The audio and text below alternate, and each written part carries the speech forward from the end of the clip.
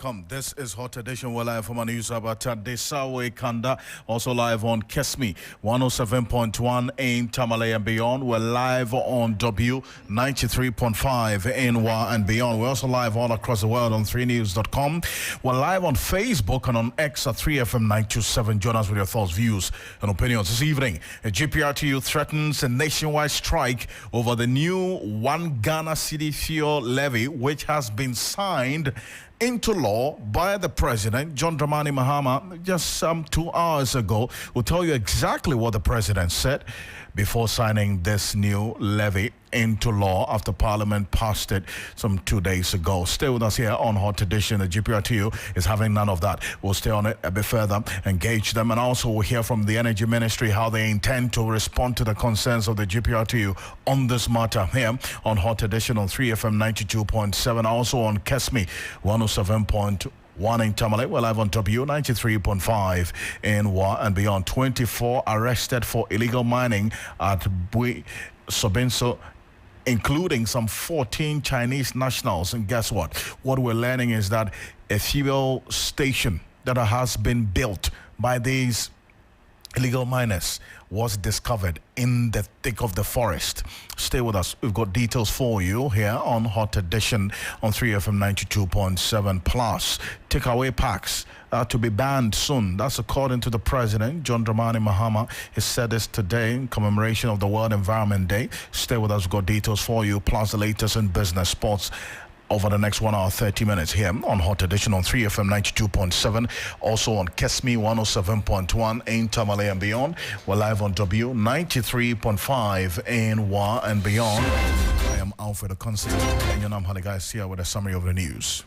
Now, in today's summaries, the government has impounded 1,250 excavators at the timber port over the 2 weeks as part of its intensified anti-galamsey efforts, according to the government's communication minister, Felix Kwachi Ofosu. This follows President John Mahama's announcement that illegal miners have been cleared from 8 of 9 forests reserved and that permits will soon be required for all excavator imports.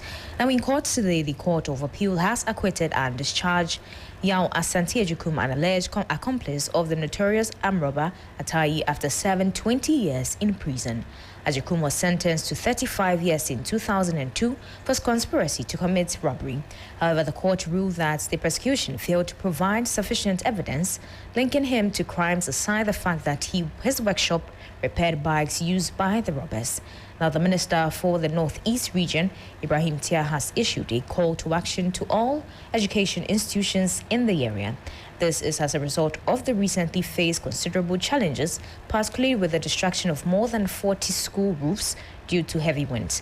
The minister urges schools to plant trees within their boundaries as a protective and proactive measure to protect their premises from severe weather conditions and to help mitigate the risk of land dispute. The National Commission on Small Arms and Lightweights has begun stakeholder engagements with transport operators to curb the spread of small arms and explosive.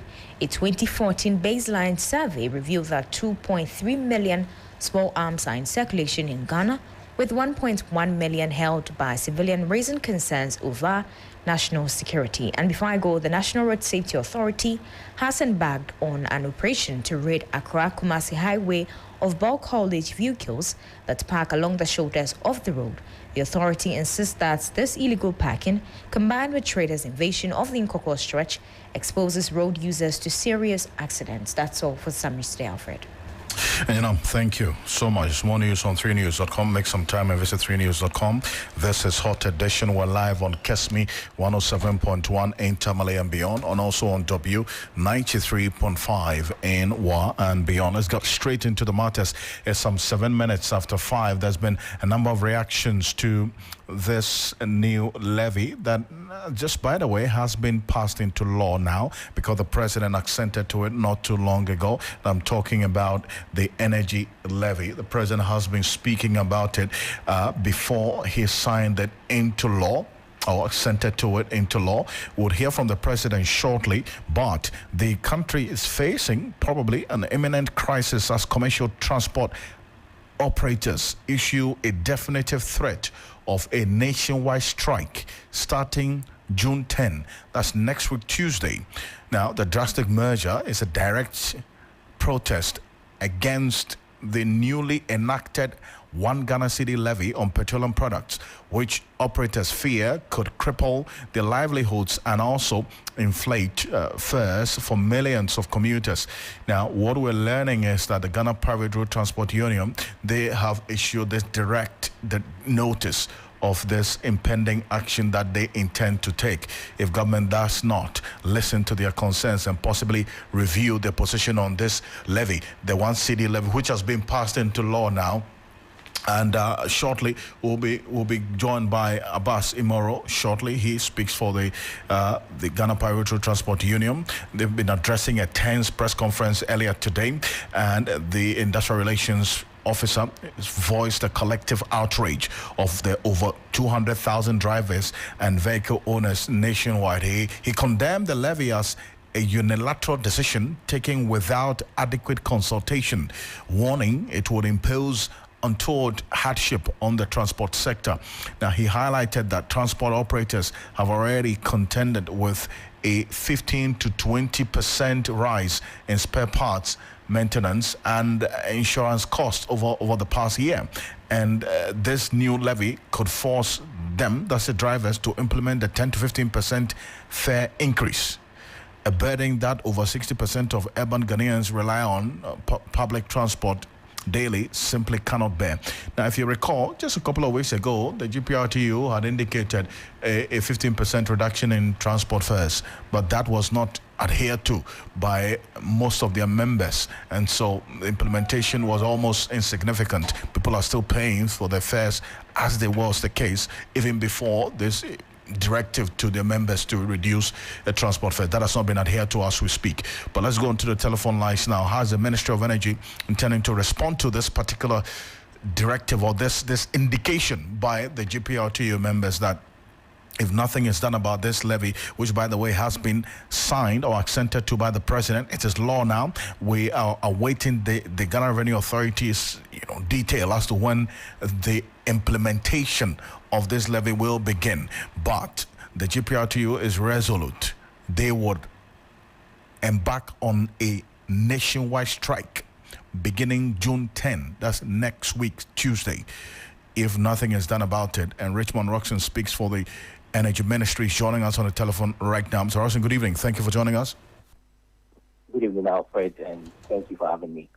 This is the message from the GPRTU to you, that if you do not consider their concerns in this one cedi levy on petroleum products, which has been passed into law now with the accenting by the president, they would have no choice than to embark on the nationwide strike next week, Tuesday, because they say this was a unilateral decision taken without adequate consultation. Why did you do this?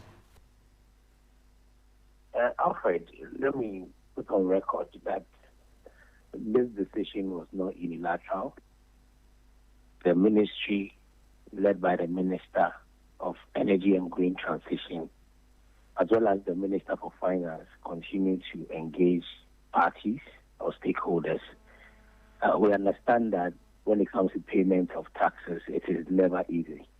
Never easy. So definitely there will be some pushback from some of the stakeholders. But like the president said, this decision was not taken lightly. This decision was taken considering all the factors and the challenges that we face currently with the energy sector, and that the support of all stakeholders, all Ghanaians, all groups, workers, will be very crucial for the minister and the government to implement this decision. If you look at the analysis that has been done and what the president said today, definitely the benefits are enormous. And if we fail to implement this policy, we fail to proceed with the levy, the energy sector may collapse. If we have to look at the alternative of passing the cost to consumer, which will mean that it will go up above 50%. In fact, the exact figure is 68%. I'm not sure that any of us would want that option. So we'll continue to engage the stakeholders. The Minister of Energy will continue to lead the discussions. And it is our hope and prayer that we'll get the support of all persons. I understand when you've had ESLA pay for a couple of years and it's been mismanaged or misdirected, then it becomes a concern for people. But the most important point here is that there's an oversight responsibility that all of us must support, and that the Ministry and Ministry of Energy and Ministry of Finance at all material times will be accountable for how the levies are being used. And that when it gets to a point where a review must be made, definitely, the review will be done. But at this point in time, we'll continue to plead with them, we'll continue to engage with them, we'll continue to be as transparent as we'll be. We'll continue to open up the books for everyone to see where we are as a country when it comes to the energy sector, so that we can all build a better tomorrow for ourselves and for the energy sector, so that businesses will continue to thrive. And the point that was made about prices going up, even though it's been introduced, you can see that there's been assurances that even in this price window, the prices will remain unchanged. We've moved from 17 Ghana cedi to $1 to 10. We've moved from about 17 Ghana cedi per litre of fuel to about 11 or 12. And that the gains that have been made will be sustained. And that together, all of us will be able to surmount the challenges. So are you saying that you engage, for instance, the GPRTU, let's single them out as a stakeholder in all of this. Prior to this levy being passed by Parliament, did you engage them as a stakeholder? Several engagements have been made. Several drivers have been spoken to. Several unions have been spoken to. I don't want to mention or single out individuals or groups when it comes to this, but wide consultations were made, that I can assure you. But like I said, even though some groups were engaged, not everybody, and as a human institution, and when it comes to payment of taxes, the government did not expect everybody to give its endorsement. But the most important thing is to continue to engage. And once the people appreciate where we are as a country, once they recognize that the sector is saddled with 80 billion debt, once they recognize that we need to pay the IPPs $1.75 billion, once they recognize that they are spending $1.2 billion on fuel, and they appreciate the numbers and how critical this is, definitely, we believe that at a point in time, they will appreciate where the country is and where the energy sector is now. So we'll continue to plead with them. We'll continue to ask them for their support. We'll continue to make sure that the implementation is efficient and done responsibly, and the funds will be properly managed, devoid of misuse and corruption. At the end of the day, once everybody sees where the monies are going to, we believe strongly that the media support will be gained for all of us to prosecute the better energy sector that we are looking for. So is it that you're going to, GPR, they've given a date now that by next week, Tuesday, they're going to go on a nationwide strike. So what is going to be the response mechanism of the ministry to avert the strike that they have already given notice of? The engagement will not stop. The minister continues to engage groups. A couple of days ago, in fact, even today, the minister has engaged more than 5 groups today on this subject alone. Yesterday was seen. So the engagement will continue. We will appeal to them, and we will appeal to them strongly that this is not the time to go on strike. This is the time for all of us to put our heads together to resolve the challenges that we are in. A government that has worked tirelessly to make sure that fuel prices have reduced by between 4 to 5 Ghana cedi within 4 months. It's not an insensitive government. Their views are welcomed. We appreciate their views. The minister recognizes the challenges that they find themselves in and what they put across. But where we are is critical. So we continue to appeal with them and engage them to make sure that the strike does not is called on. Richmond, hold on a bit for me, because the man who addressed the press conference that the GPRTU organized, that tensed atmosphere at that press conference, is on the line.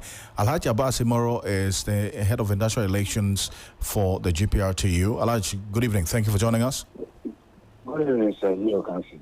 Great. Now, at the press conference, you stated a number of things. One, that you're going to go on a nationwide strike by next week Tuesday because of this new levy that has been assented to by the president. And two, the fact that this is a unilateral decision and that there was no engagement. Now, exactly what do you mean by that? Because the ministry says they engaged a number of the stakeholders, including some of the driver unions. No, they haven't engaged us. And the painful parties, you knew you have this under your sleeves. When we were going to reduce our fares by 15%, we engaged each other well with the transport ministry. Not even the very last day, we break the main thing into two sections. And finally, we came to conclusion. If you have this under your sleeves, you knew very well that this lorry fare has been hit by some of our colleagues, that we are still trying to talk to them to reduce their fares, of which we are still undergoing, and you did not even engage us on it. And look at the margin, 1 cedi on a liter. I mean, now it looks like we doesn't even know where we are standing. It doesn't know where we are standing. And if we knew you have this under your sleeves, nobody would have gone as low as this 15% reduction. So all we are saying is they should withdraw it. Let's sit by a round table with Jojo and see how best we can come out from it. We're going up to 10 June. I strongly believe they have to respond to our press release. And if nothing happens after 10 June, we will assemble ourselves and see how best we could continue serving Mother Ghana. You asked that this be withdrawn. The president has just assented to it, so now it is law, essentially. So this call probably might be too late at this point, don't you think? Well, up to on the 10th, if there's no response, we'll assemble ourselves and try to move Ghana forward. So if you assemble, try to move Ghana forward, what do you mean? When it came to the time that we have to reduce our lorry fares religiously, we did, just to make sure we help Mother Ghana move forward. So if things have to change for transport operators to continue moving smoothly, why not? But you know that the reduction, although yes, announced, but was not adhered to by a number of your members who are still charging the old fees. That's the painful part we are having now. Because when we announced, about half of our people accepted, half did not accept. We tried talking to them, it is our own relatives, and now we are left with I would say about a quarter of our people. You see, let me say 3/3 have now accepted going by it. And if in the midst of all this, within the twinkle of an eye, this will turn on us, it's very painful, very, very painful. Personally, I'm not a happy man at all the way they went about it. And I strongly believe my people are also feeling the same pains. I see. Well, Richmond Roxon, who speaks for the ministry, is on the other line. So, Alhaji Moro, I'm going to put that concern directly to him, and I want you to stay on it for me. Mr. Roxon, you get a sense from Alhaji Moro that they speak of some subject of mistrust and the fact that since they were engaging you, or you engaged them prior to they coming out to announce a 15% reduction in the fuel, that's the transport fares, 2 weeks ago. So if you had this up your sleeves, why didn't you tell them? And you were quiet about it only for them to announce a transport fares reduction 15%, and then you come up with this 1 cedi levy that is also going to impose some hardship and difficulty on their work. Alfred, Alaji, good evening. Yeah. And I empathize with the concerns expressed by Alaji. And Alaji has assurances of the minister that engagements will continue. We'll continue to reach out to them to ensure that we are on the same page and that we get their support. The government has dealt with the transport union in a very transparent way. There's no mistrust, there's no apathy between the two parties, and that the engagement will continue. We'll reach out once again, Alaj, and then the issues will be resolved. It's not that anybody wants to take advantage of the drivers or the system, no. We are all serving Mother Ghana, and at the end of the day, we'll continue to engage to ensure that whatever concerns you have, we'll open the books to you once again. You look at it, and then you come to a realization that it's a difficult decision, but it's a necessary one. So we'll continue to get engaged, and then we'll reach out to you, and then the conversation will continue. I say, Alaj, does this bring any sense of assurance to you that the concerns you've raised and the press conference will be addressed? Well, he has spoken nicely, but the implementation, are they inviting, when are we sitting before on the 10th? That is the problem. He has to, but the implementation of what he says, because he has spoken to me, I have listened to him. I'm also representing all my people, not even only G Party. See, all the unions who were around, who surrounded me for the press conference. It's not G Party press conference, transport operators press conference. So, well, we have given up to on the 10th, we have days in it. So, our doors are open. But we will never cheat ourselves. That one I have to tell my brother. We will never cheat ourselves. We make sure we play it fairly, honestly, and make sure we all help move Mother Ghana forward. I see. We will reach out. We'll reach out, and as soon as possible, engagement will recommence. Like you said, there's been wide stakeholder consultations, but sometimes these challenges happen too. The government recognizes your concerns. The government recognizes where you find yourself. And like I said, there's been smooth conversations over the period. There hasn't been any issues, conflicts, any mistrust between the parties. So we'll continue to engage, and then you have the assurances of the minister that definitely the transport union will not be left out. Okay. Well, you have up until the 10th of June, Alaji, am I right, for this engagement and getting their issues addressed as well. Alaji, correct? Okay. We thank you very much. Okay. Well, we'll see how the commanders will look like on this. Well, they've given a notice of the 10th of June as they're going to go on a nationwide strike. Alaji Abazimoro is the head of industrial relations for the Ghana Private Road Transport Union, GPRTU. Also, you heard Richmond Roxon. He speaks for the Energy Ministry, talking about further engagement. But this is what the president said a couple of hours ago when he signed, in fact, he assented to this bill, the Energy Sector Levy Act, into law. Take a listen to him. The Energy Sector Levy Amendment Act 2025. The energy sector debt has been the Achilles heel of our economic growth and sustainability for many years, and there have been many attempts to try to resolve it. From the time of the toll levy to the Energy Sector Levy Act, ESLA. Today, we're signing the Energy Sector Levy Amendment Act.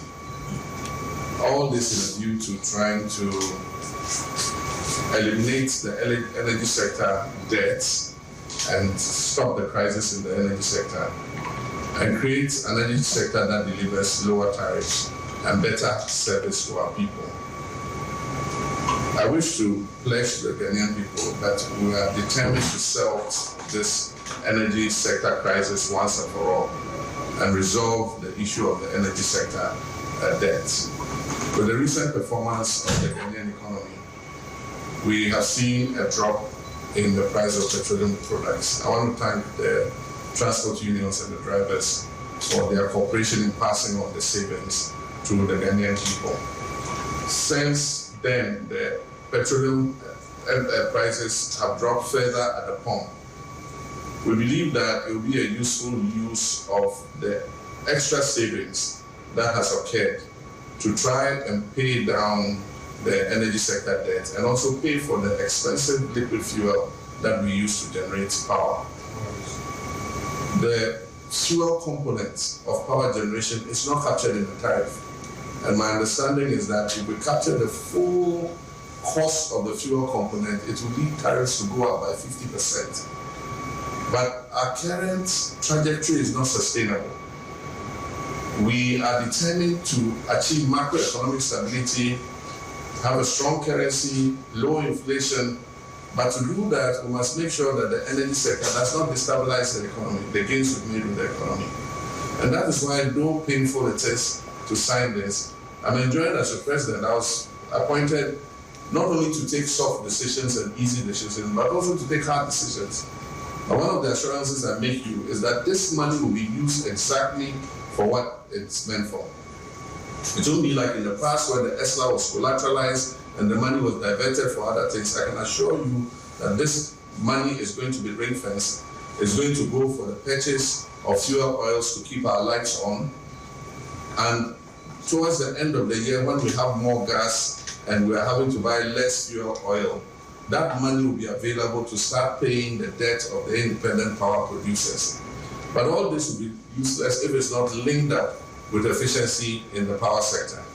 And that's why we're going to go ahead to revamp the distribution sector so that we reduce the losses that we are incurring.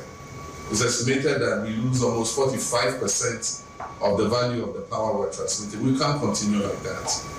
And so, aside from signing this levy, we're also going to go ahead with the reform in the power sector so that we're collecting more revenue to be able to pay down this debt.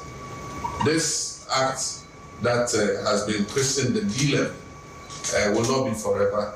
It is a temporary solution to try and resolve our crisis in the power sector. And I'll sign it now, but I'm sure that by the grace of God, we'll resolve the energy sector crisis and we'll be able to relieve Ghanaians of the levy that I've just signed. So I hereby append my signature to the bill.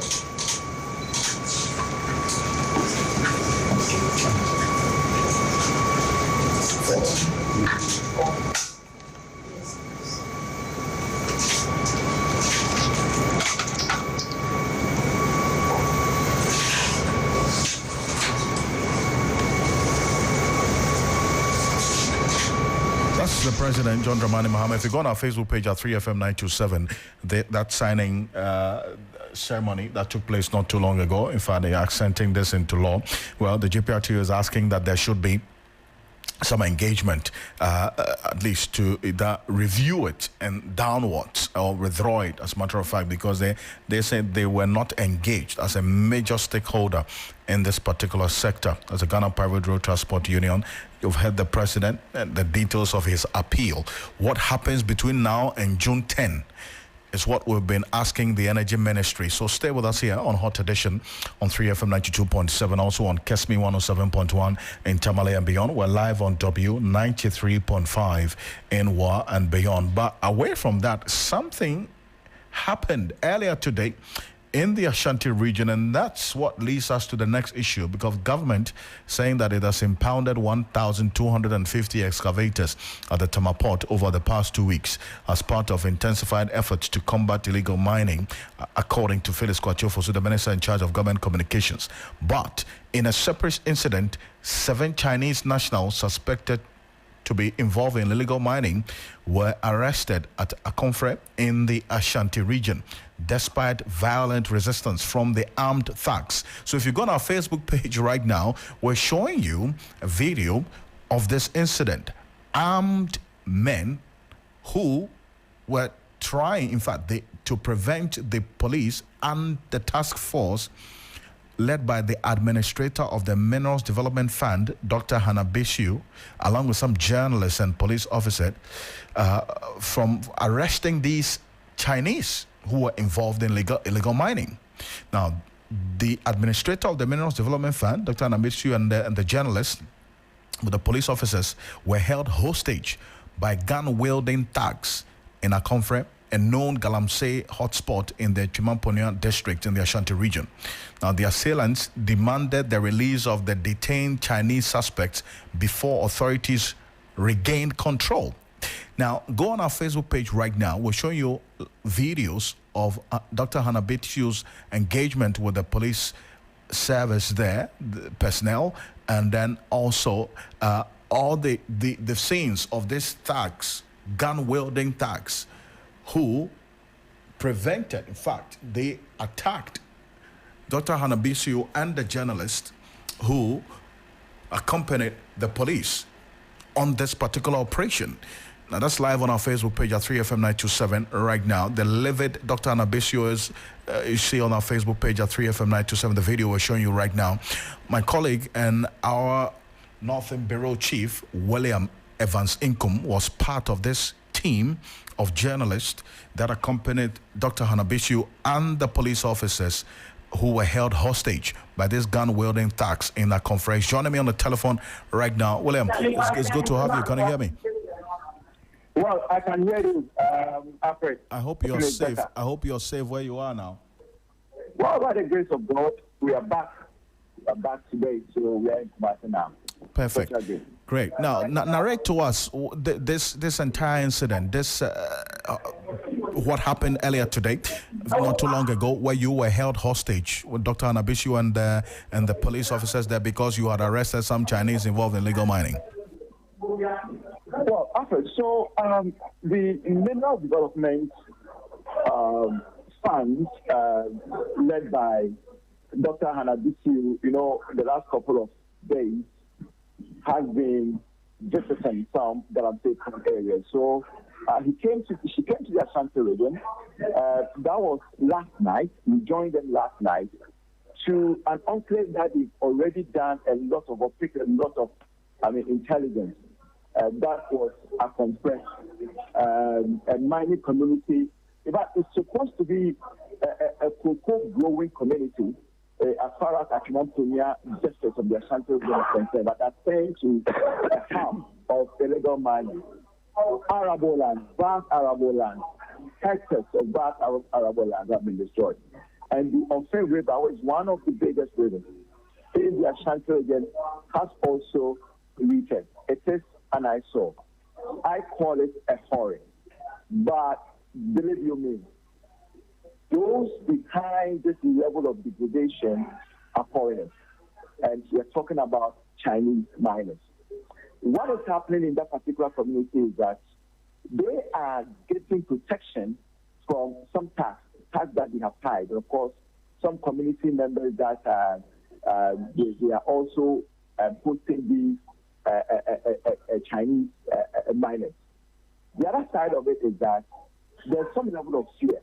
Now, people who tend to be informants are victimized. We even heard that we cannot independently confirm that some people have been killed because they divulge information to security operatives to attack them or invade concessions. So some people were killed, even though, as I said, we cannot independently verify this particular claim. I mean, compendium of speculation, if I should put it that way. When we went there after arresting them, that it wasn't easy for the task force to even arrest them because we were told that they were hiding in certain houses. The first house we went, there were an alert, so they had moved to two different houses where they were shielded. But the task force, was able to lay hands on them. Then they were accosted to the very site that they had degraded. that is the Akufo Forest Belt, just to have a better appreciation of what they have done to the land.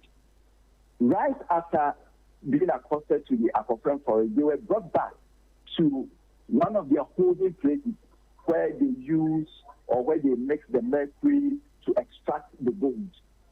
And just so the task force will also have a better understanding of the kind of process, the legal processes that they actually employ in the extraction of gold. Right from there, they were supposed to have been accosted to the waiting vehicle and then moved straight to the Ashanti region for investigation to also continue. But when we were about to leave Akofem, then we saw about 10 or 15 motorcycles and then one pickup full of trucks, all of them heavily armed. Some were wielding cutlasses, some were also wielding, about 95% of them were wielding guns, pump action guns. So the mission was very simple. You either release the Chinese to us or you are not moving an inch. And then the task force was also resolute. They said, no, we will not release the Chinese to you or the Chinese to you. Then they started firing. They blocked the road and said, until they get what they want, they will not allow anybody to move. They started shooting. But the police did not reply or respond. The police were policemen who were sent from the Ashanti region. I'm talking about Kumasi. So it wasn't those in the news, but they were from Kumasi that we went with. They decided to engage them in a dialogue just so they will be able to persuade them for at least for that blockade to be removed so we can have easy passage. After it took about 30 minutes before cool heads could prevail. Then they decided to lead us to the Yinahini District Police Command. It was there that somebody whispered into my ear that it was the commander who allegedly sent the task to block and then also release the Chinese detainees. Well, again, cannot independently confirm, but I engaged an Anabisu who told me that indeed it was the commander who had given that instruction. In fact, if you go on our Facebook page right now, we are showing that video of Dr. Anabisu and that confrontation that she had with the police commander. You captured it right on television. That's Ameka, Commander Ameka, right? That's the name we see on his uniform. And Dr. Anabisu is livid. You see that that livid reaction from her on our Facebook page right now. What exactly was she telling the police officer, the police commander? The police officer was asking her what her mission, why she was in his jurisdiction, because he wasn't informed and all of that. So that was a question that he was asking Dr. Hanabisu until she introduced herself to him. Then he began to tone down. It was at that time that the tax also realized who she was, and they also eased that level of tension. That was when we were able to at least leave Yinahini safely to Kumasi, where the suspects were handed to the Ashanti Regional Police Command. In fact, they were put before court, and as I speak to you now, they've been remanded into police custody for 2 weeks. I see. And we're showing right now the gun-wielding thugs. William Evans Income arrested all. He arrested all and bought us this video. So if you go on our Facebook page right now, we are showing you videos of these gun-wielding thugs who sought to prevent the police from arresting these Chinese nationals involved in illegal mining in this area. And Engineer Dr. Ken Ashigbe is the convener of the Ghana Coalition Against Illegal Mining. He's joining us right now. And Engineer, I know you've seen some of these videos we're talking about, and then all of this as is happening right now, getting to know that gun-wielding thugs had that infantry to even hold hostage the administration of this Minerals Development Fund, Dr. Anabisu, along with journalists and the police officers. Reason being, they will not allow the police to arrest Chinese nationals involved in illegal mining. How does all of this strike you? Well, thank you very much, Alfred. You see, this is where the coalition says that the issues of illegal mining have now changed. It is now a national security concern. How is it that police people who are properly attacked at police, you would have gun-wielding cops, wanting to prevent them from carrying out their lawful action? And so this is why for us, when we ask that the president needs to, have a state of emergency in some of these areas, it is so important. How did this all come about, the weapons that they are carrying? And we want to find out from the IGP, this policeman that we're talking about, how long has he been there? Is he one of the police people who were supposed to have been transferred? So is it a new policeman that has come into the area that you have in your area there's illegal mining taking place? You are not able to deal with it. A task force come to deal with it, and then you send tax after them. Definitely, this policeman has some questions that has to be answered. And we would still insist that His Excellency, and as much as there is some positive work going on, if you look at the IGP himself, some of the good work that is happening, the Minister for Lands as well, the work that is being done, it is particularly because of these things, that there are some extra things that has to be done, like the state of emergency. And how would we, after the administrator going through all of this, risking her life, to get these Chinese arrested, only for us to be told by the Minister of Interior that they will be deported? So it is really, we need to be extra, hard on these people who are involved in all of this. And I'm hoping that with the videos that have been captured, all of these people who are gun wielding, we would arrest them and then prosecute them for sins under the Minerals and Mining Act, but also possession of the weapons that they are and the brandishing that they did in that particular regard. You talk about this being treated as a national security problem.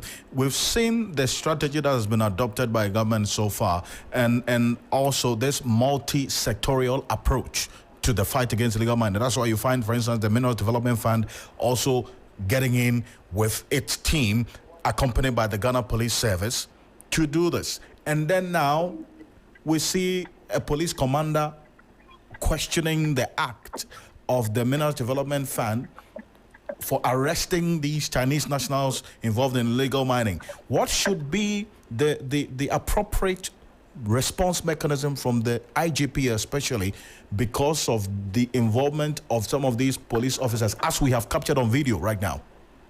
So, Alfred, this policeman by this time should be, there should be police inquiry, action that should start.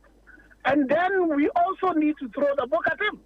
Because definitely as a policeman, how is it that the Chinese people, where the illegality is happening within his constituency, and he won't deal with them, and somebody even deals with them? We know that the laws of this country gives us, even as citizens, the power to conduct a citizen arrest. And so if you have other police people, they might not have come from your jurisdiction. And we know the reason why when these operations happen, they don't get police people from the particular jurisdiction. And the reason is because all of these police people are compromised. There's the reason why the IGP is embarking on that reshuffle. So this policeman has some questions to answer. For him, he's not a candidate for reshuffle. He should be arrested himself. And then the investigation is done. Because if you look at the videos that exist, there's common party evidence that, he was involved in the illegality. And that's definitely the reason why the administrator will confront him. Unfortunately for us, we have videos that all of us have seen. So we'll be expecting the IGP to make sure that this policeman is arrested. Everybody who's been involved in this issue, we need to make sure. But again, we need to treat this thing as a serious national security risk. So these people who are touting guns, they are now in a small community. They do this, they are successful, they get some gold, they buy some extra ammunition and arms. By the time you see them taking over a district, they're taking over a region, and then the very presidency will be at risk. So it is important for all of us as survivors, as a democracy, as a state, that we deal with these people with the requisite firepower as is required. So when the EPA chief executive asks for the fact that press and arms to be able to deal with it, this is the reason why the act is there. And so it's important that the national security apparatus gives the president the right, intel, ensure that we can have selected so we don't put the life of the police, for journalists, the administrators, for example, at risk because of rogue policemen who would then go and commandeer, mercenary and do that kind of that fuel tanker station that was found. Yeah. Which tankers have been going to provide fuel to that particular place? Who are the owners of that? Who are the clients that they are selling to? And you see, in our national security architecture, there are CCTV cameras all over the country. We will be able to tell these vehicles have been supplying, fuel to a particular place. And so we need to get to the bottom of it. As we talk about that, it's also important. As exactly the president said, over 300 excavators have been. We need to publish the names of all the owners of all these excavators. Who are they sold to? Who did they rent out? We need to start exposing those people who are behind this, who are providing the weapons of the mass destruction that is causing this genocide and ecocide to our country. So I think for anybody who's a patriotic Ghanaian should be happy about some of the things that are happening. When the president talks about the fact that now before you will be able to put any excavator on any ship and bring them to Ghana, it should have been licensed. I heard a former minister from one say that, this was something that came up in their time. But if it came up in their time, they were not implementing it. So what we will pray is that now it will be implemented. Not only will that be implemented, the Minerals Commission, the tracking system that they have put in the Minerals Commission, where they can sit in a car and actually monitor excavators throughout the country, geofence it with your concession, so that you cannot move beyond it. We need to make sure that that is immediately resuscitated. We know that the CEO of the Minerals Commission has talked about the fact they have about some number of trackers that are coming in. We need to speed that up. And then we need to have a moratorium. If it's 1 month, if you have any excavator that you have not taxed, then it will be classified that you have sinned under the Minerals and Mining Act. And it will be confiscated, you will be taken to court, and there will be a forfeit. That should happen as quickly as possible. If you are able to deal with the situation of the excavators, and all excavators are tracked like the way the large-scale miners do theirs, you will find out that this problem will begin to have a way in which we resolve it. And General Dr. Ocansey, we appreciate your time on this. A very, very important point and recommendation that you're making there. Thank you so much for joining us. Thank you. And on that particular note, the government has, according to the government spokesperson, impounded 1,250 excavators at the Tema Port over the past 2 weeks as part of intensified effort to combat illegal mining in the country. That's according to Felix Kwatiofosu. But on this particular incident and how things have been playing out, Dr. Hannah Bisiu, who is the administrator of the Minerals Development Fund, who, along with journalists, including our own Vevan Sinkum, and police officers, were held hostage by gun-wielding thugs in Akonfre, is a known Galamsey area in the Ashanti region, Jumamponia specifically. She has been speaking about this incident. Take a listen. He is fed up. And in fact, the communities are fed up. They are fed up that they destroy the land, they destroy the water bodies, and at the end of the day, they're going to blame government. Because they want water, government has to provide. They want this, government has to provide. For these Chinese who say they don't even feel sorry for what they've done. They destroy our water bodies. They've done so much. We will also push to make sure that the law takes its course. But if they are going to be deported, it should not be before they pay for the restoration of offering. The community is fed up. And in fact, the communities are fed up. They are fed up that they destroy the land, they destroy the water bodies, and at the end of the day, they're going to blame government. because they want water, government has to provide. They want this, government has to provide. For these Chinese who say they don't even feel sorry for what they've done, they destroy our water bodies. They've done so much. We will also push to make sure that the law takes its course. But if they are going to be deported, it should not be before they pay for them. They want water, government has to provide. They want this, government has to provide. For these Chinese who say they don't even feel sorry for what they've done, they destroy our water bodies. They've done so much. We will also push to make sure that the law takes its course. But if they are going to be deported, it should not be before they pay for the restoration of offering. You're also live here on Hot Edition on 3FM 92.7, also on Kesmi 107.1 in Tamale on W93.5 and Y and beyond. Seth Walashime is a mining expert. Mr. Walashime, appreciate your time. This certainly must be very troubling, to say the least. But hearing that the government has impounded 1,250 excavators at the Tema Port over the last 2 weeks alone, 1,200 excavators, what does that tell you?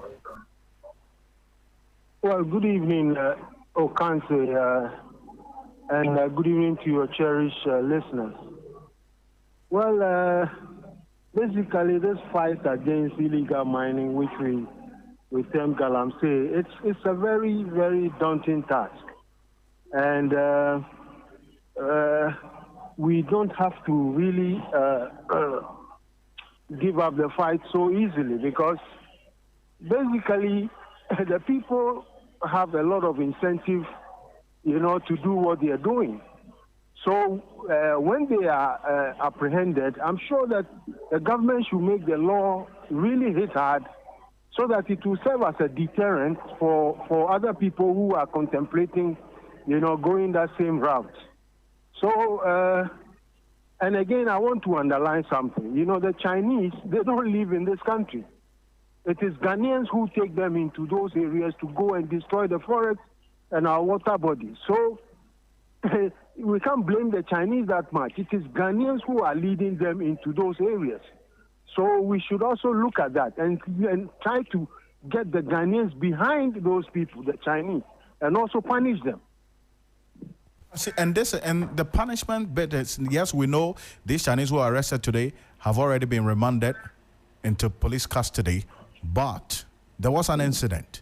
Armed thugs sought to prevent the police from arresting these people, and the police commander in this area as well then came in to question why the Minerals Development Fund Administrator, Dr. Hanabishu, and the team of police officers who are outside of that jurisdiction were even on that operation within his jurisdiction, and he was not aware of it.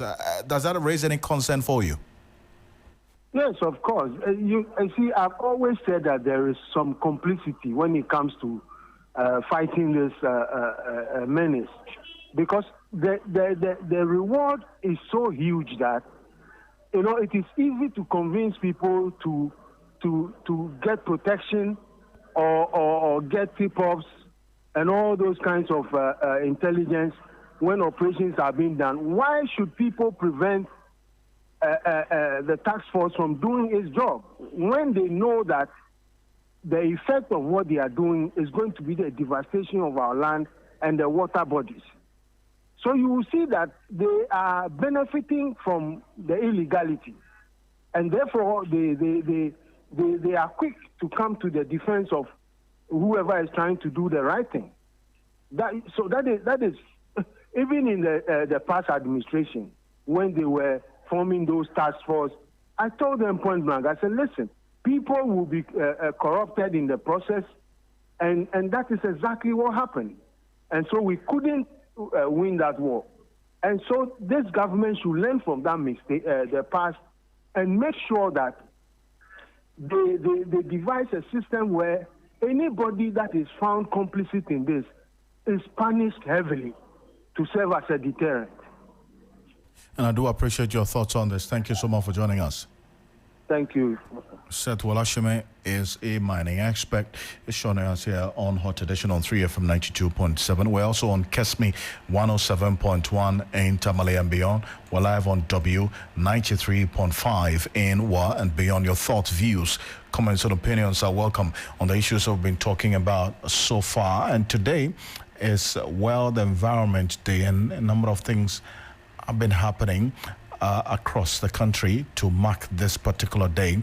And top of it is the president, John Dramani Mahama. He has announced plans to ban the importation and production of styrofoam in Ghana.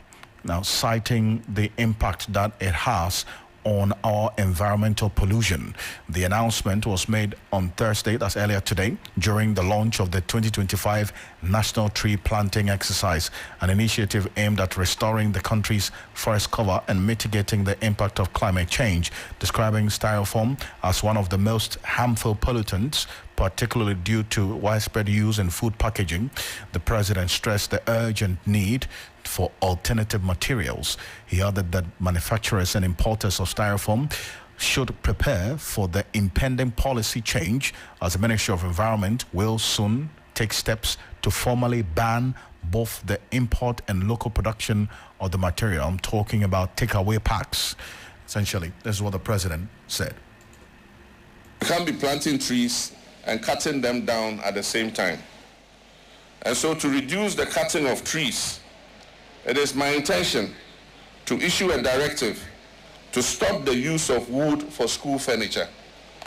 We're soon going to pass a directive. School furniture will no longer be made of wood, so that we can stop the cutting down of our trees. We will either use recycled plastic for our school furniture, or we will use metal furniture. One of the other things we intend to do is to ban styrofoam as a food packaging material. One of the most pernicious polluters is styrofoam plastic. When you go to buy your food and they put it in that white plastic something, and then you finish eating, you just dump it. That is one of the biggest polluters. And so we're going to ban the importation of styrofoam plastics. We have to use paper packaging or aluminum foil for packaging our food.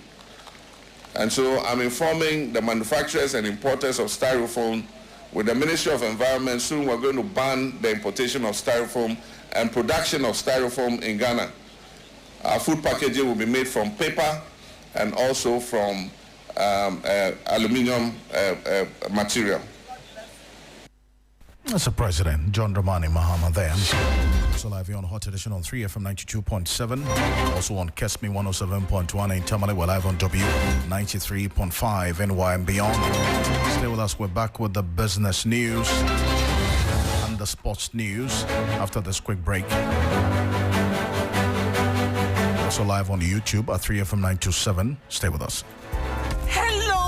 Ghana. It's a new year and Bills Microcredit is here to support your dreams. If you're not working but want to start a business, don't let money stop you. With just your Ghana card, you can get a loan to turn your ideas into reality. Already running a business? Need more capital? Or are you a salary worker looking for extra funds? Bills offers fast and easy loans with no collateral, no deposit, and no SUSI savings required. Wherever you are, whatever you need, Bills makes it happen. Call Bills Microcredit today. Call 0596 920 833 or 0302 200 390 and get started. Bills is licensed and regulated by the Bank of Ghana. Bills, financing your needs. Terms and conditions apply. Get ready, Ghana. The road is calling. The wheels are spinning. It's the 3FM Tour du Ghana, happening Saturday, 21st June, 2025. From the heart of Accra to the border town of Aflao, we are paddling for the planet in a thrilling 192-kilometer ride across Ghana's scenic Eastern Corridor. Whether you're a scenic cyclist or a passionate paddle pusher, it's your moment to shine. Form your teams, grab your helmets, and race for glory in Ghana's biggest cycling showdown. Challenge your limits, conquer the distance, ride for sustainability, be part of history. To register, call 053-1100-927 or 053-2200-927. 3FM Tour du Ghana, powered by 3FM. Sponsored by Malta Guinness, Fruteli, and Qua Naturals. Hello, good evening, and welcome to the sports segment here on the 3FM Hot Edition. My name is Billy Shen. Now, former Black Queens coach Mercy Tego insists Ghana's recent poor form with just one win in their last 5 games will not affect their performance at the upcoming Women's Africa Cup of Nations. The tournament will kick off in Morocco in July, with Ghana in a challenging group alongside South Africa, Mali, and Tanzania. Fortunately, we have a good team. Most of the players there were scouted by me, and I'm happy they are still there. You have a whole lot of pool of players, and I realized that they were calling them one by one, group by group, and it's good. And losing a training match is, for me, is nothing.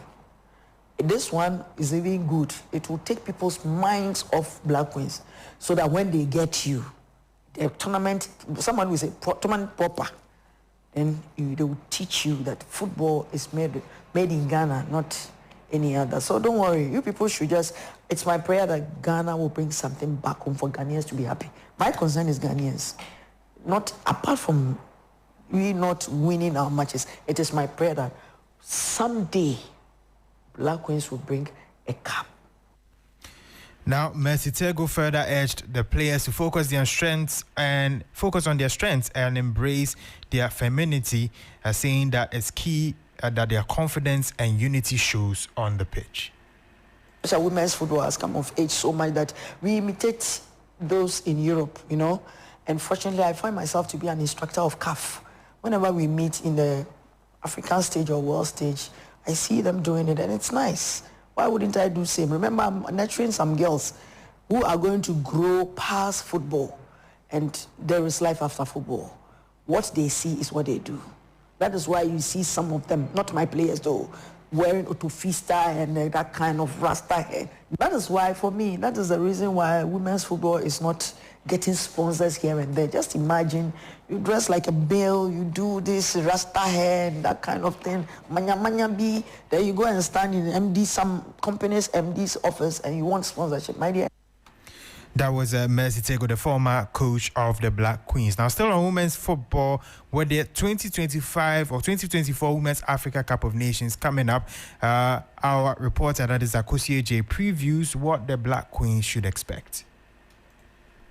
Well, my first impression is against South Africa. I don't think that we will 10:30 a.m. live on TV3. So do keep your dial on and be watching TV3 for tomorrow with a full exclusive with Ghana's 100-meter record holder Abdul Rashid Samino. Now let's move on to Europe, where there's a lot of transfer news happening in the last few hours, and my colleague Mutala Yakubu sums it up here. Victor Osimhen is in talks with Saudi Arabian side Al Hilal ahead of a possible summer transfer, according to the latest reports.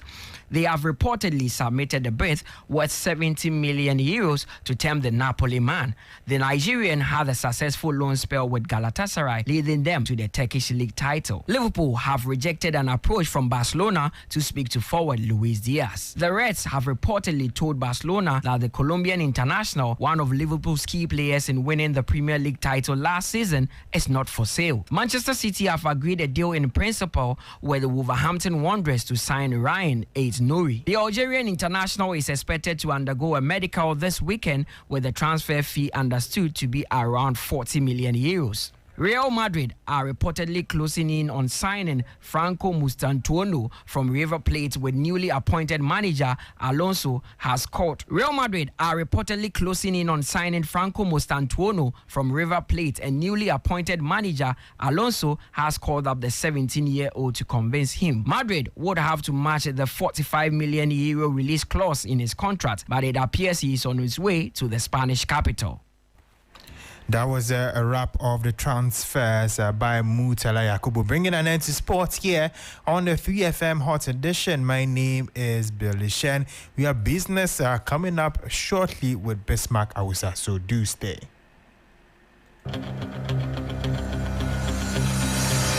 Get Get ready, Ghana. The road is calling. The wheels are spinning. It's the 3FM Tour du Ghana, happening Saturday, 21st June, 2025. From the heart of Accra to the border town of Aflao, we are paddling for the planet in a thrilling 192-kilometer ride across Ghana's scenic Eastern Corridor. Whether you're a scenic cyclist or a passionate paddle pusher, it's your moment to shine. Form your teams, grab your helmets, and race for glory in Ghana's biggest cycling showdown. Challenge your limits, conquer the distance, ride for sustainability, be part of history. To register, call 053-1100-927 or 053-2200-927. 3FM Tour du Ghana, powered by 3FM. Sponsored by Malta Guinness, Frutali and Qua Naturals.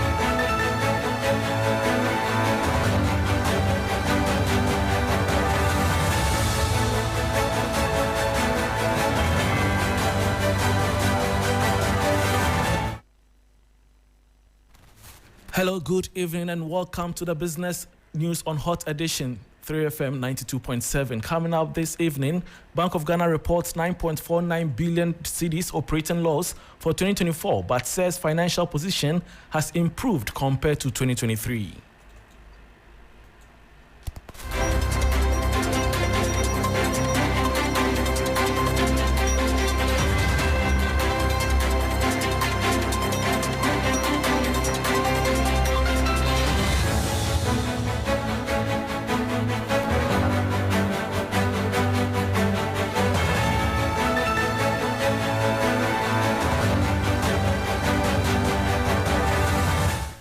My name is Bismarck Ausa. Let's settle now for the detail. Now, the Bank of Ghana has recorded an operating loss of 9.49 billion cedis for 2024, but says the figure reflects an improvement over the previous year's restated loss of over 13 billion cedis. The central bank attributes the improvements to tighter cost controls and ongoing reforms aimed at stabilizing its financial operations. The following 3 Business News Desk report has details. The Bank of Ghana is reporting an operating loss of 9.49 billion cedis for the 2024 financial year, but says the result shows signs of progress when compared to 2023, when losses were restated to 13.23 billion cedis. According to the central bank, the 2024 loss occurred because its total income of 9.4 billion cedis wasn't enough to cover operating expenses, which reached nearly 19 billion cedis. The biggest cost came from open market operations, the tools used to control inflation and money supply, which alone cost the bank 8.6 billion cedis. There were also losses from exchange rate movement and asset revaluations amounting to 3.49 billion cedis. This includes over 1.8 billion cedis in foreign exchange losses linked to the government Gold for Oil program. Additionally, the cost of printing and issuing currency rose sharply. Despite the overall loss, the Bank of Ghana says its financial position is improving, noting a 4 billion cedis increase in equity. Still, the bank ends the year with a negative equity of over 61 billion cedis. It says it is sticking to reforms, including not lending directly to government and managing costs better in order to return to financial stability. And that was a 3 Business News Desk report. Moving on, the Ghana Chamber of Telecommunications and the Digital Chamber of Ghana have announced the departure of their Chief Executive, Engineer Dr. Kenneth Ashigbe, who stepped down at the end of May after nearly 8 years of service. The Telecoms Chamber praised his leadership, describing his tenure as impactful, transformational for Ghana's telecom and digital sectors. It says his vision and dedication significantly contributed to the national economy. The chamber has assured stakeholders of a smooth leadership transition and will announce a new CEO in due course.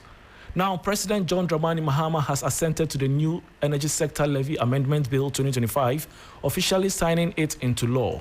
The new legislation introduces a 1 cedi levy on every litre of petroleum products, a move the government describes as a difficult but necessary step to stabilize the energy sector and address its substantial debt burden. The passage of this bill, which saw swift Parliament approval under a certificate of urgency, aims to generate an estimated 5.7 billion cedis annually.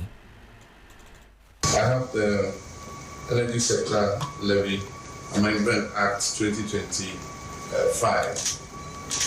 The energy sector debt has been the Achilles heel of our economic growth and sustainability for many years, and there have been many attempts to try to resolve it. From the time of the toll levy to the Energy Sector Levy Act, ESLA.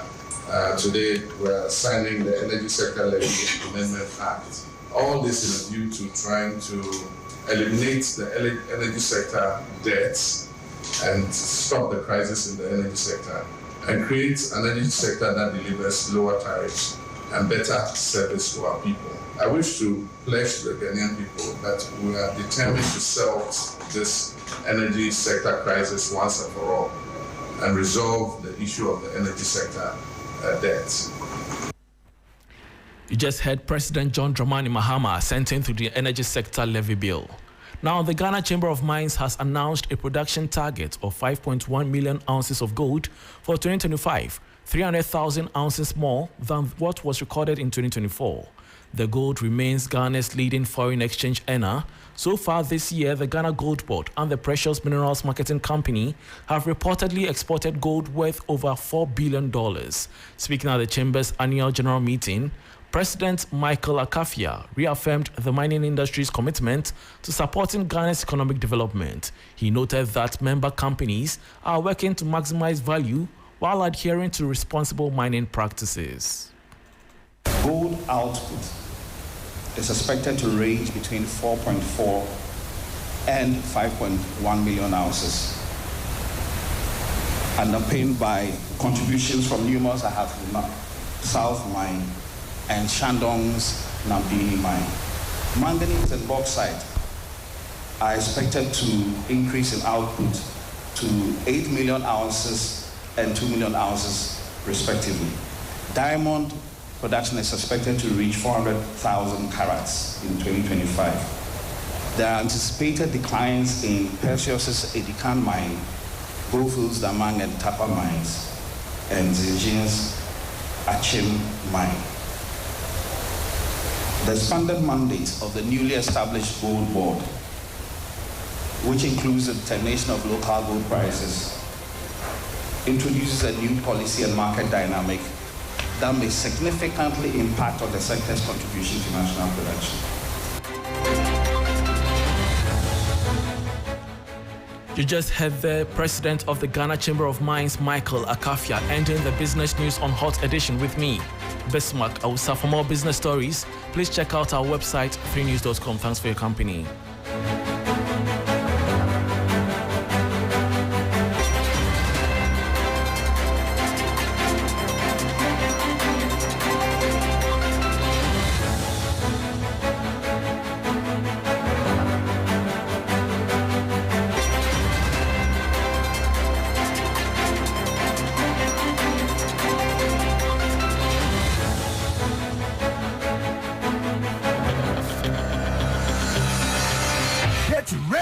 Ghana, the road is calling. The wheels are spinning. It's the 3FM Tour du Ghana, happening Saturday, 21st June, 2025. From the heart of Accra to the border town of Aflao, we are paddling for the planet in a thrilling 192-kilometer ride across Ghana's scenic Eastern Corridor. Whether you're a scenic cyclist or a passionate paddle pusher, it's your moment to shine. Form your teams, grab your helmets, and race for glory in Ghana's biggest cycling showdown. Challenge your limits, conquer the distance, ride for sustainability, be part of history. To register, call 053-1100-927 or 053-2200-927. 3FM Tour du Ghana, powered by 3FM. Sponsored by Motor Guinness, Fruitelli, and Qua Naturals.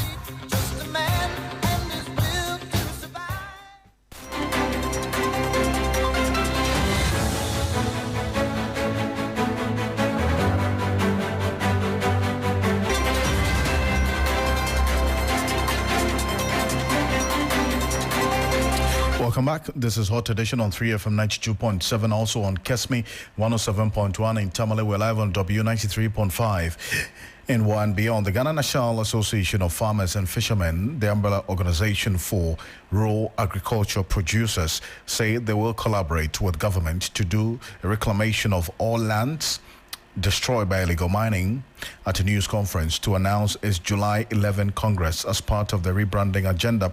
Consultant for the group, Francis Opaitete, regretted that all farmlands have been taken over by mining activities. We, as an association, what we seek to do is to partner with government and relevant agencies to rather go back and reclaim the destroyed lands. We want to fill the pits. We want to cover the pits so that we can go back and farm on those lands again. And that's why we are saying that we want government intervention and then civil society collaboration to be able to do this. Our research has shown that areas where they have done reclaim of the land, the yield is even better. So we are confident that if we are able to reclaim the destroyed land, we can farm better on those lands and bring something to the table. As Francis Opaitete there, now former President Nana Dankwa Akufo-Addo has declared his support for the National Day of Prayer and Thanksgiving.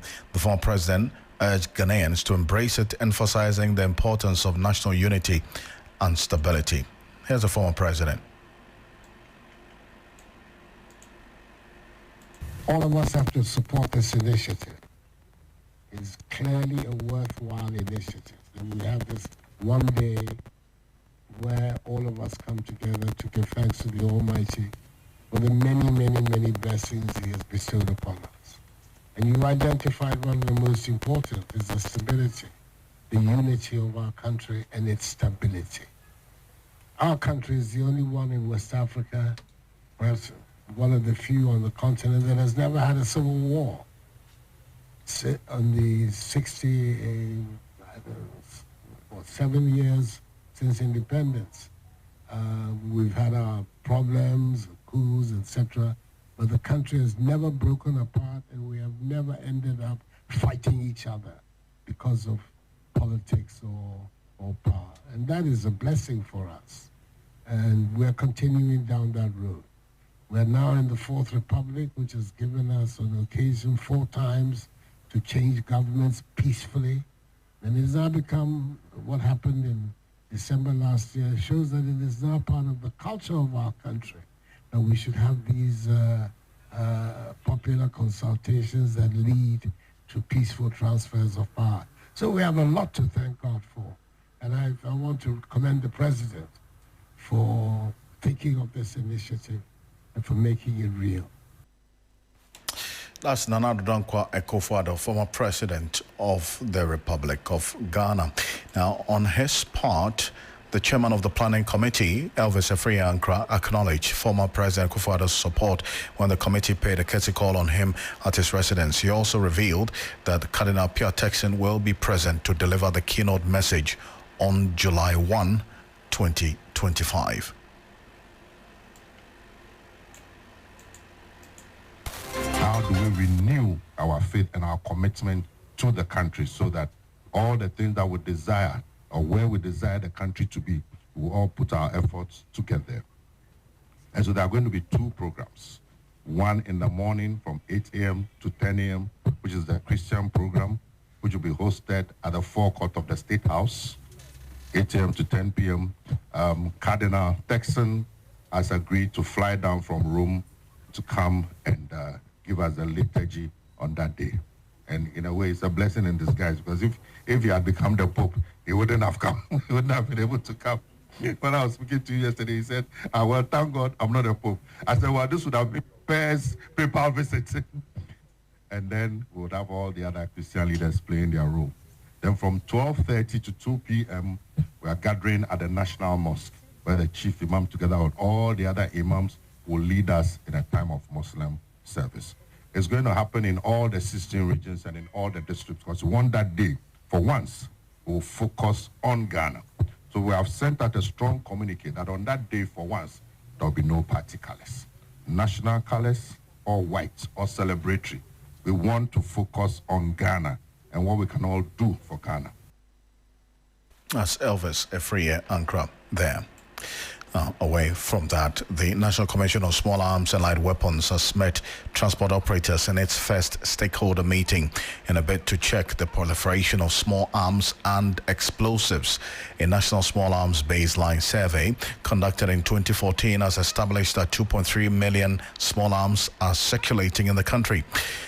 1.1 million of the arms are in the hands of civilians, posing a threat to national security. George Queenie sat through the engagement and has been telling us what Dr. Adam Bona has been saying on what has to be done going forward in tackling this menace. We have a very defective, arms regulation in this country. I have to be blunt. It's very defective. It's not efficient.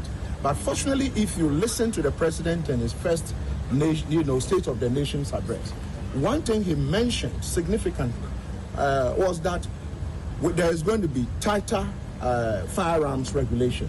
And we at the Small Arms Commission, I have been part of the Small Arms for years. I was part of the drafting of the bill, which is pending to be passed. And so at the moment, it's at the ministerial level. My minister, very efficient, is seeing to it that it is passed. Recently, we met the team at the Attorney General's Department, and they are all waiting to have the bill passed.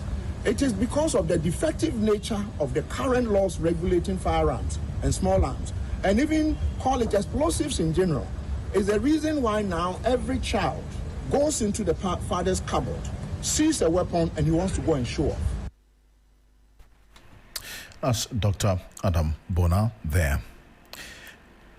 Now, some more stories, and as we've seen, the Ghana Registered Nurses and Midwives Association have been on strike, and today the strike was escalated with the withdrawal of some inpatient and emergency services, and it's continuously taking a bite on the healthcare delivery across the country. Kwabena Takando is Minister for Health. He has been addressing this concern and urging the nurses to call off the strike. Since I took office about 3 to 4 months ago, I have engaged the nurses and midwives groups for more than 6 times within a matter of 3 to 4 months. I have an open door policy, and I'm still willing to engage them at any given time. In fact, I can assure you that even today, I've tried personally to put a phone call to the leadership to still tell them we should still engage. The collective agreement under the bone of contention, but I agree that governance is continuum.